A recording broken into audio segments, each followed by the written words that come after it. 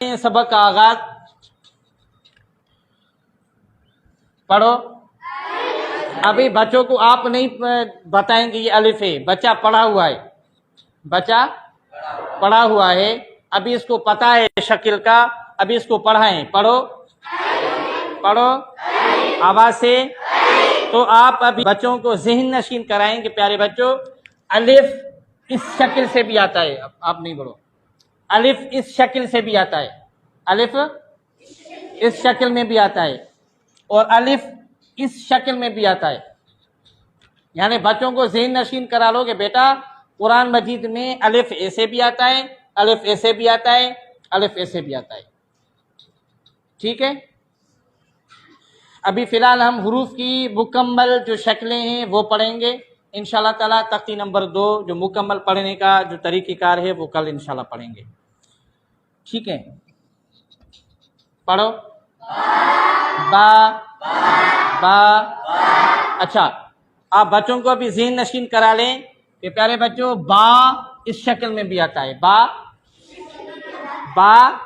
इस शक्ल में भी आता है, बा इस शक्ल में भी आता है, बा इस शक्ल में भी आता है, बा इस शक्ल में भी आता है। छोटी सी बा लिखी हुई है बीच में, शुरू में अगर आएगी तो इतनी होगी, शुरू में इस तरह भी आती है, बीच में इस तरह आती है और आखिर में मुकम्मल अपनी शक्ल में आती है। ये बच्चों को समझाओ। यानी देखो, आप ऐसे ही बगैर समझाने के तख्ती नंबर 2 शुरू करा लेते हैं। बच्चे इसलिए आपको परेशान करते हैं, उनको शक्लों का पता नहीं होता, हर एक हुरूफ की शक्ल मालूम नहीं होती है। तो इस तरह आप पढ़ाएंगे, जब बेटा बा ये भी है, बा इस शक्ल में भी होती है, बा इस शक्ल में भी होती है, बा इस शक्ल में भी होती है। इस तरह सिर्फ नुक्ते का फर्क है। इस तरह बेटा बा और ता, बा और ता, आगे और भी हुरूफ हैं बेटा। ता भी यही शक्ल है, ता इस तरह भी आती है कुरान मजीद में, ता इस शक्ल में भी आती है, ता इस शक्ल में भी आती है, ता इस शक्ल में भी आती है। पर ता में मजीद थोड़ी शक्लें हैं। मसलन गोल, एक छोटे से जो हमने छोटा सा गोल पढ़ा था पहली तख्ती में, उसके ऊपर नुक्ते दे दिए। तो ये ता ऐसी भी होती है, ता इस शक्ल में भी आती है और ता इस शक्ल में भी आती है। ठीक है, और ता इस शक्ल में भी आती है। ठीक है, तो ये जो ता की पूरी शक्लें आप इनको मुकम्मल समझाएं कि कुरान मजीद में यही शक्लें, ये हुरूफ इन शक्लों में आते हैं। ठीक है, तो ये ता की शक्लें हैं। और इसके ये सा, ये जो 3 शक्लें ये सिर्फ ता की हैं और हुरूफ पे नहीं आती हैं। ठीक है, तो बेटा सा की ये भी शक्ल होती है, सा इस शक्ल में भी आता है, सा इस शक्ल में भी आता है, सा इस शक्ल में भी आता है। ठीक है, मसलन आपको मैं बताऊं, बा, ता, सा, नून और या। ठीक है, ये हो गई ता की शक्लें। सिर्फ मैं ये ऊपर लिख लेता हूं, ता ता ता, ये ता की एक्स्ट्रा शक्लें हैं। बाकी ये जो हैं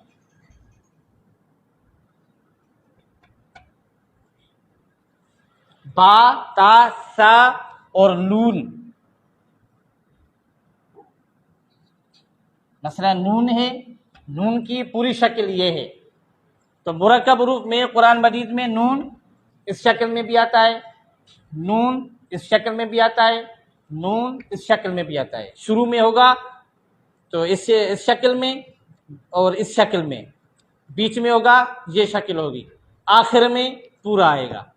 ठीक है, तो इस तरह या की असल शक्ल ये है।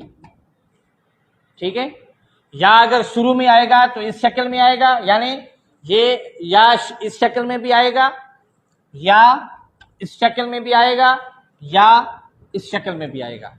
शुरू में इस तरह आएगा, या इस तरह आएगा, बीच में इस तरह आएगा, आखिर में अपनी असली शक्ल में आएगा। ठीक है, यानी बा, ता, सा, नून और या, इनकी मुरक्कबात में एक ही शक्लें हैं اور تا کی یہ ایکسٹرا ہے، یہ تا یا نون با تا با سا نون یا میں یہ نہیں ہے۔ بات آ گئی سمجھ میں؟ یعنی بچوں کو ایک مکمل شکل سمجھائیں۔ جب تک بچے شکل کو نہیں سمجھیں گے تو کیسے پڑھیں گے؟ ہم کیا کرتے ہیں عموماً ایسا ہی ہوتا ہے کہ ہمارے کلاس کے اندر جو بچے ہوتے ہیں تختی نمبر 2 صرف عنوان پڑھا کے سبق شروع کرا لیتے ہیں، یہ بالکل بھی نہ کریں۔ مکمل ہر ایک شکل بچے کو سمجھائیں، ٹھیک ہے؟ ساتھ تک بات سمجھ میں آ گئی؟ پڑھو آواز سے، شاباش۔ تو بتائیں پیارے بچوں، جیم اس شکل میں بھی آتا ہے، جیم اس شکل میں بھی آتا ہے، ٹھیک ہے؟ تو جیم ہا اور خا مثلا شروع میں ہوگا تو اس شکل میں ہوگا، اور بیچ میں بھی تقریباً اس شکل میں ہوگا۔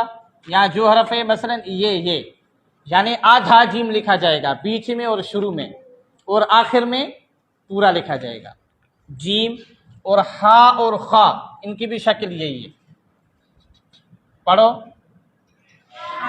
ہا بھی اس طرح آئے گا اس شکل میں، پڑھو مثلا کسی بھی حرف کے ساتھ جو آئے گا نا وہ یعنی یہ شکل یہی ہے، یہ بیچ میں آئے گا، یہ ایسے شروع میں آئے گا۔ مثلا با کی آپ نے یہ شکل انشاءاللہ وہ کل پڑھیں گے، وہ آپ کو پوری بات سمجھ میں آ جائے گی، ٹھیک ہے؟ اس طرح خا کی بھی یہی شکل ہے، ٹھیک ہے؟ خا اس طرح بھی آتا ہے۔ ابھی آ گیا، پڑھو دال، آواز سے، دال، ٹھیک ہے؟ دال اور زال کی یہی شکل ہے، دوسری کوئی شکل نہیں ہے۔ دال اور زال ان ہی شکل میں آئیں گے، اس کی کوئی دوسری شکل نہیں ہے۔